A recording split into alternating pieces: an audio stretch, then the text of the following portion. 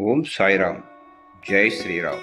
సత్యం వేదేషు జాగ్రత్తి ఫలం, సత్యే పరం శ్రుతం, సత్యాద్ ధర్మో దమశైవ సర్వం, సత్యే ప్రతిష్ఠితం.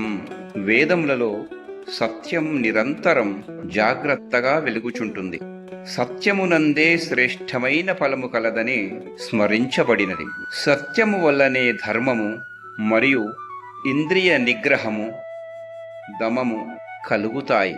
ఈ చరాచర సృష్టి అంతా సత్యమునందే ప్రతిష్టమై ఉన్నది.